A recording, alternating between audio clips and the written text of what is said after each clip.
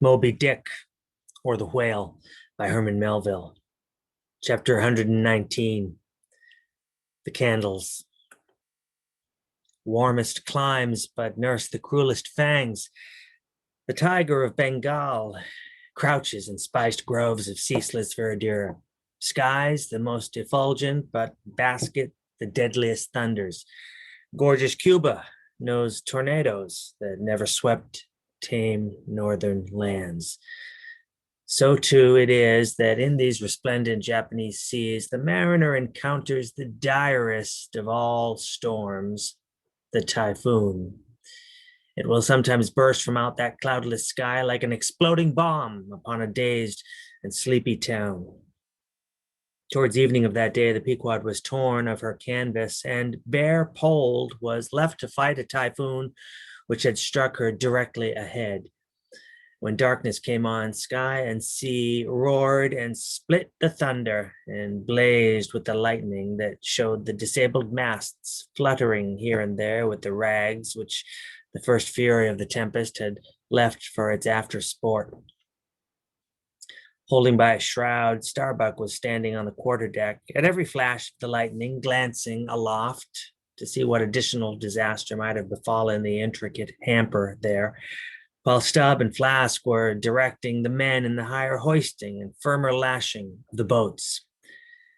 But all their pains seemed not, though lifted to the very top of the cranes, the windward quarter boat, Ahab's, did not escape. A great rolling sea dashing high up against the reeling ship's high teetering sides stove in the boat's bottom at the stern and left it again all dripping through like a sieve.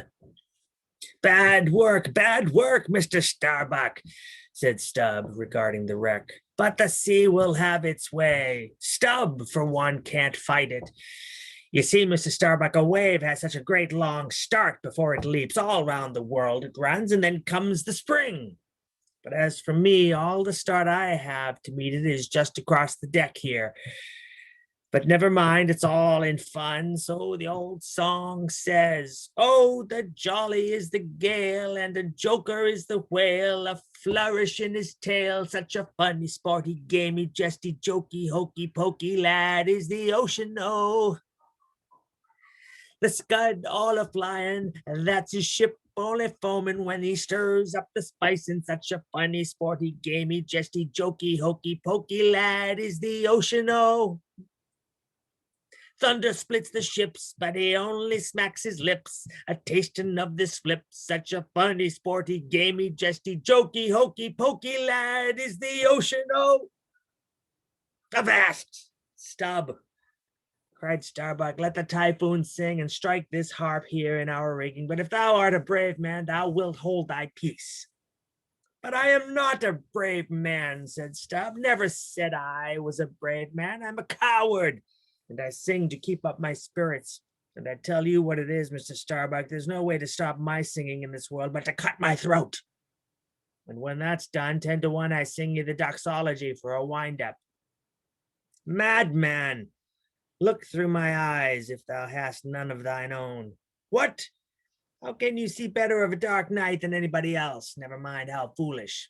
Here, cried Starbuck, seizing Stubb by the shoulder and pointing his hand towards the weather bow. Markest thou not that the gale comes from the eastward? The very course Ahab is to run for Moby-Dick. The very course he swung to this day noon. Now mark his boat there.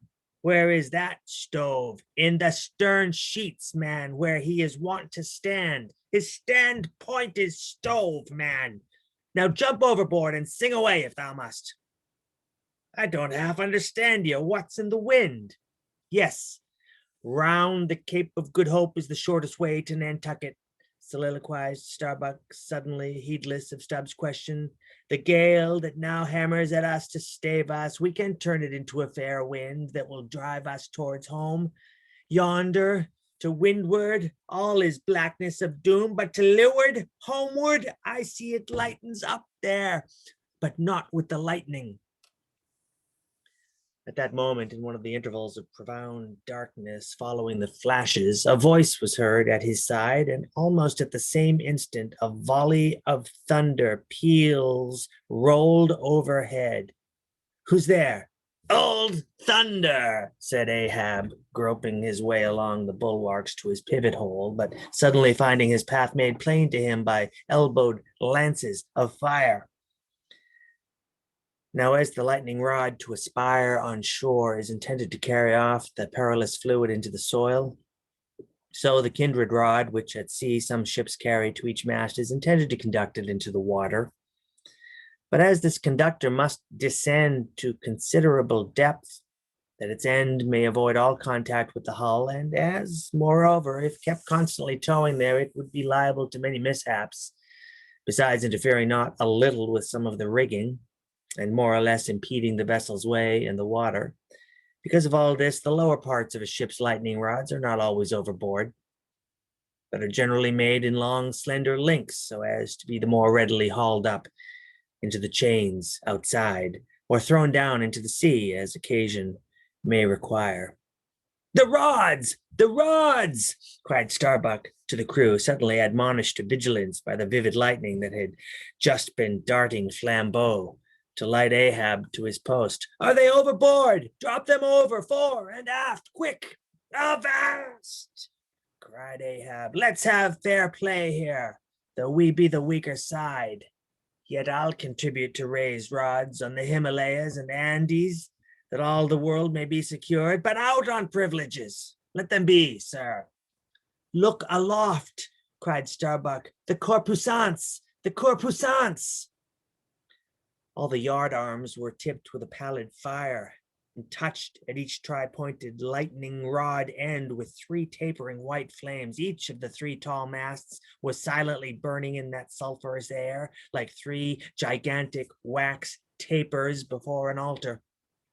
"Blast the boat! Let it go!" cried Stubb at this instant, as a swashing sea heaved up under his own little craft, so that its gunwale violently jammed his hand as he was passing a lashing. "Blast it!" But slipping backward on the deck, his uplifted eyes caught the flames, and immediately shifting his tone, he cried, "The corpusants! Have mercy on us all!" To sailors, oaths are household words. They will swear in the trance of the calm and in the teeth of the tempest. They will imprecate curses from the topsail yard arms when most they teeter over to a seething sea. But in all my voyaging, seldom have I heard a common oath when God's burning finger has been laid on the ship, when his mene tekel efesin has been woven into the shrouds and the cordage. While this pallidness was burning aloft, few words were heard from the enchanted crew, who in one thick cluster stood on the forecastle, all their eyes gleaming in that pale phosphorescence, like a faraway constellation of stars.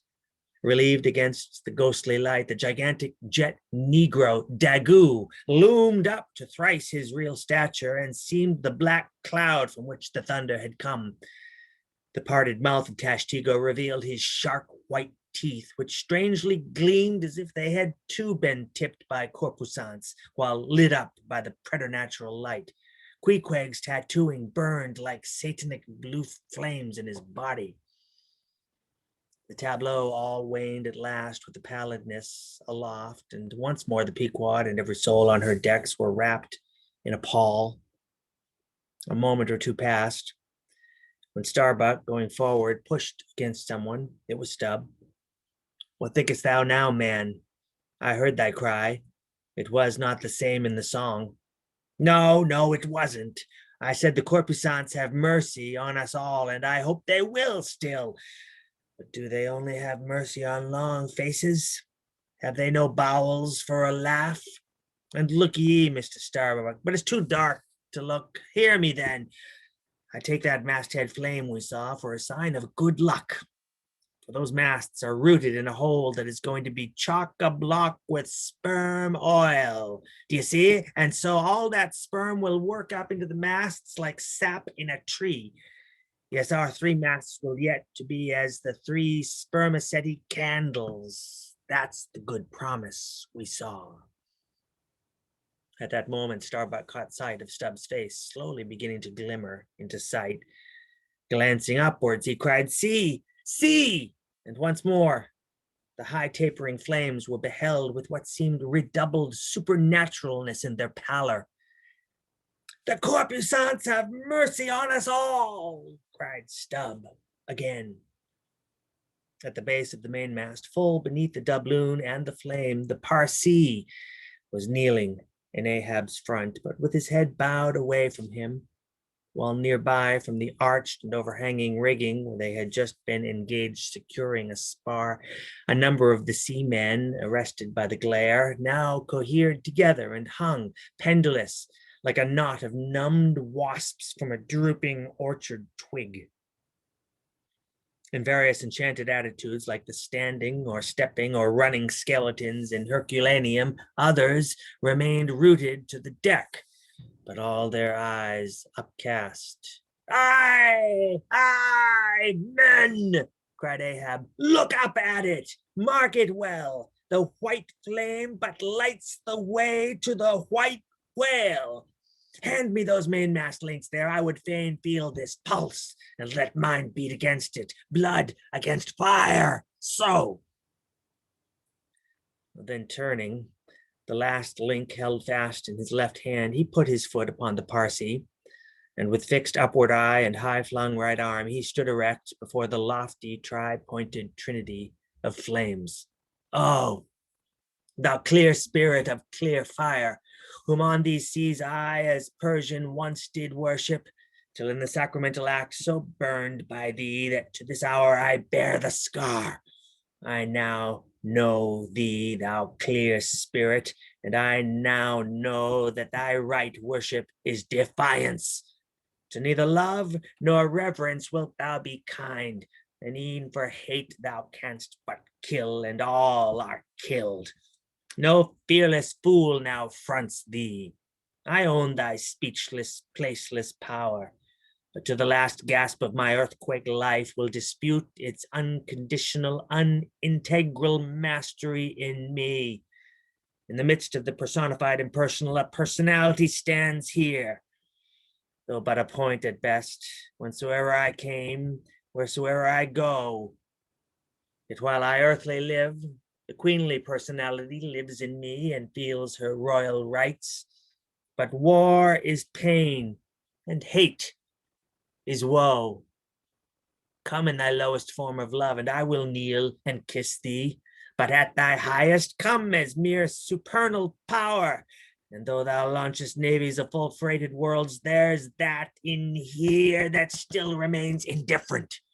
Oh, thou clear spirit of thy fire, thou madest me, and like a true child of fire, I breathe it back to thee. Sudden repeated flashes of lightning, the 9 flames leap lengthwise to thrice their previous height. Ahab, with the rest, closes his eyes, his right hand pressed hard upon them. I own thy speechless, placeless power, said I not so? Nor was it wrung from me, nor do I now drop these links. Thou canst blind, but I can then grope. Thou canst consume, but I can then be ashes. Take the homage of these poor eyes and shutter hands. I would not take it. The lightning flashes through my skull. Mine eyeballs ache and ache. My whole beaten brain seems as beheaded and rolling on some stunning ground. Oh, oh, yet blindfold, yet I will talk to thee. Light though thou be, thou leapest out of darkness. But I am darkness, leaping out of light, leaping out of thee. The javelins cease. Open eyes. See or not? There burn the flames. Oh, thou magnanimous, now I do glory in my genealogy. But thou art but my fiery father, my sweet mother, I know not. Oh, cruel, what hast thou done with her? There lies my puzzle, but thine is greater. Thou knowest not how came ye. Hence callest thyself unbegotten. Certainly knowest not thy beginning. Hence callest thyself unbegun. I know that of me which thou knowest not of thyself, O thou omnipotent. There is some unsuffusing thing beyond thee, thou clear spirit, to whom all thy eternity is but time, all thy creativeness mechanical. Through thee, thy flaming self, my scorched eyes do dimly see it. Oh, thou foundling fire, thou hermit immemorial, thou too hast thy incommunicable riddle, thy unparticipated grief. Here again with haughty agony I read my sire. Leap, leap up and lick the sky. I leap with thee, I burn with thee, would fain be welded with thee. Defyingly I worship thee. The boat, the boat, cried Starbuck. Look at thy boat, old man. Ahab's harpoon, the one forged at Perth's fire, remained firmly lashed in its conspicuous crotch, so that it projected beyond the whaleboat's bow. But the sea that had stove its bottom had caused the loose leather sheath to drop off, and from the keen steel barb there now came a leveled flame of pale, forked fire. As the silent harpoon burned there like a serpent's tongue, Starbuck grasped Ahab by the arm.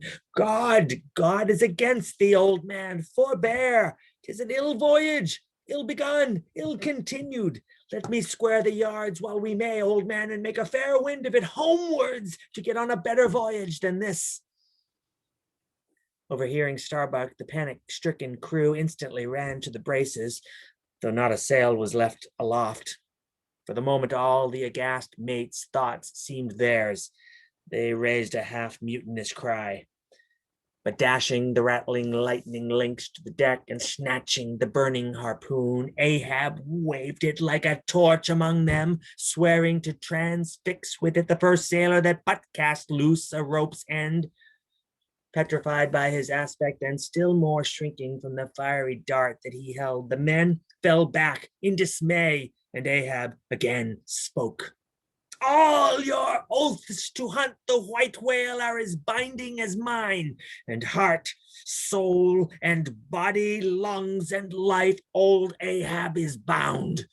And that ye may know to what tune this heart beats, look ye here. Thus I blow out the last fear. And with one blast of his breath, he extinguished the flame.